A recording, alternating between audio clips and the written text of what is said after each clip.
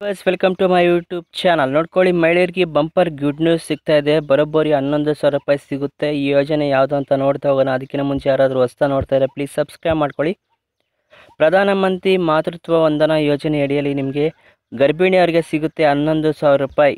ಏನಂತ ನೋಡ್ತಾ ಹೋಗೋಣ. ಮಹಿಳೆಯರಿಗೆ ಅನುಕೂಲವಾಗುವಂತೆ ಹಲವಾರು ಯೋಜನೆಗಳನ್ನು ಸರ್ಕಾರ ರೂಪಿಸಿದ್ದು, ಅದರಲ್ಲೂ ಮೋದಿ ಸರ್ಕಾರ ರೈತರಿಗೆ ಮತ್ತು ವಿದ್ಯಾರ್ಥಿಗಳಿಗೆ ಹಾಗೂ ಮಹಿಳೆಯರಿಗಾಗಿ ಹಲವಾರು ಯೋಜನೆಗಳನ್ನು ತರುತ್ತಿದೆ. ಮಹಿಳೆಯರು ವಿವಾಹದ ನಂತರ ಅಧಿಕೃತ ಸಮಸ್ಯೆಯಿಂದ ಎದುರಿಸುತ್ತಿದ್ದಾರೆ. ಅದರ ಅಧಿಕೃತ ನೆರವಿಗೆ ಅನುಕೂಲವಾಗುವಂತೆ ಸರ್ಕಾರ ಹಲವಾರು ಯೋಜನೆಗಳನ್ನು ಕಾರ್ಯರೂಪಕ್ಕೆ ತಂದಿದೆ. ಈಗಾಗಲೇ ಲಾಭ ಕೂಡ ಪಡ್ಕೊಳ್ತಾ ಇದ್ದಾರೆ. ಇವಾಗ ಈ ಯೋಜನೆಯಲ್ಲಿ ಏನೇನು ಸಿಗ್ತಾ ಇದೆ ಅಂತ ನೋಡ್ತಾ ಹೋಗೋಣ ಬನ್ನಿ.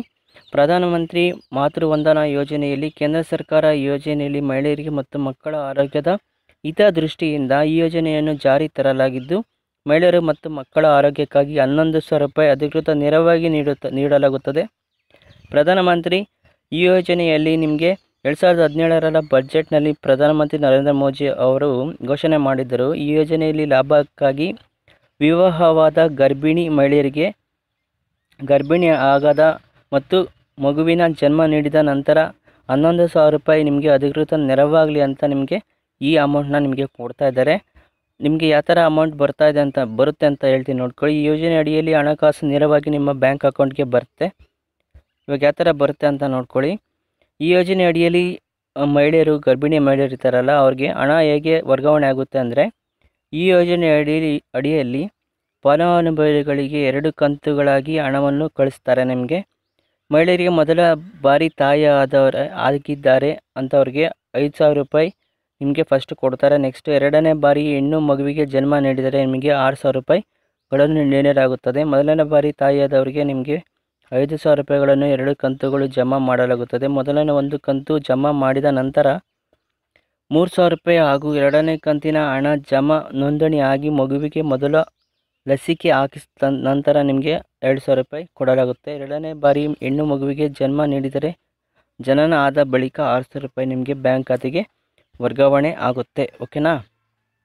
ಯಾರಿಗೆ ಸಿಗುತ್ತೆ ಈ ಯೋಜನೆಗಳ ಲಾಭ ನೋಡ್ಕೊಳ್ಳಿ. ಪ್ರಧಾನಮಂತ್ರಿ ಈ ಯೋಜನೆಯಲ್ಲಿ ಯಾರಿಗೆಲ್ಲ ಸಿಗುತ್ತೆ ಅಂದರೆ, ಭಾರತೀಯ ನಾಗರಿಕರಾಗಿರಬೇಕು. 2ನೇದಾಗಿ 19 ವರ್ಷ ಮೇಲ್ಪಟ್ಟು ಮಹಿಳೆಯರ ಅಭ್ಯರ್ಥಿಗಳಿಗೆ ಸಿಗುತ್ತದೆ ಹಾಗೂ ಗರ್ಭಿಣಿಯರು ಮತ್ತು ಹಾಲುಣಿಸುವ ಮಹಿಳೆಯರು ಮಾತ್ರ ಈ ಯೋಜನೆಯಡಿಯಲ್ಲಿ ಪ್ರಯೋಜನ ಪಡೆಯಬಹುದು. ಅಂಗನವಾಡಿ ಕಾರ್ಯಕರ್ತರು ಮತ್ತು ಅಂಗನವಾಡಿ ಶಾಸಕಿಯರು ಮತ್ತು ಆಶಾ ಕಾರ್ಯಕರ್ತರು ಕೂಡ ಈ ಲಾಭ ಪಡ್ಕೋಬೋದು.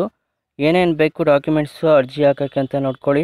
ನಿಮ್ಮ ಆಧಾರ್ ಕಾರ್ಡ್, ಗರ್ಭಿಣಿ ಆಗಿರ್ತಾರಲ್ವ ಅವ್ರದ್ದು ಆಧಾರ್ ಕಾರ್ಡ್, ನೆಕ್ಸ್ಟು ಮಗುವಿನ ಜನನ ಪತ್ರ, ನೆಕ್ಸ್ಟು ಆದಾಯ ಪ್ರಮಾಣ ಪತ್ರ, ಪಾನ್ ಕಾರ್ಡ್, ಬ್ಯಾಂಕ್ ಖಾತೆಯ ವಿವರ ಮತ್ತು ಪಾಸ್ಪೋರ್ಟ್ ಸೈಜ್ ಫೋಟೋ ಇದ್ದರೆ ನೀವು ಅಪ್ಲಿಕೇಶನ್ ಯಾವ ಥರ ಹಾಕಬೇಕು ಅಂತ ನೋಡ್ಕೊಳ್ಳಿ. ಅರ್ಜಿ ಸಲ್ಲಿಸೋದು ಹೇಗೆ?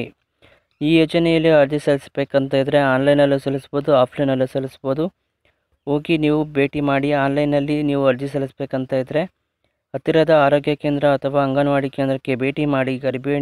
ಗರ್ಭಿಣಿಯರು ಮೆಡಿಕಲ್ ಸರ್ಟಿಫಿಕೇಟ್ ತಗೊಂಡು ಹೋಗಿ ಹೆಸರನ್ನು ನೋಂದಣಿಸಿ ಮಾಡಿಸ್ಕೊಳ್ಳಿ. ಅವರು ಹಣ ಖಾತೆಗೆ ಬರುವಂತೆ ಮಾಡ್ತಾರೆ. ನೋಡ್ಕೊಳ್ಳಿ, ಇಲ್ಲಿದೆ. ಇನ್ನು ಆನ್ಲೈನ್ ಮೂಲಕ ಅರ್ಜಿ ಸಲ್ಲಿಸಬೇಕಂತ ಇದ್ದರೆ ಇಲ್ಲಿ ಕೆಳಗಡೆ ಕಾಣ್ತಿರೋ ಅದನ್ನು ಪೇಸ್ಟ್ ಮಾಡಿಕೊಂಡು ಹೋಗಿ ಕಾಪಿ ಮಾಡಿಕೊಂಡು ನೀವು ಸಲ್ಲಿಸ್ಬೋದು. ಈ ವಿಡಿಯೋ ಇಷ್ಟ ಆದರೆ ಒಂದು ಲೈಕ್ ಮಾಡಿ. ಇದೇ ರೀತಿ ನೋಡ್ತಾರೆ. Thank for watching this video. Okay, bye.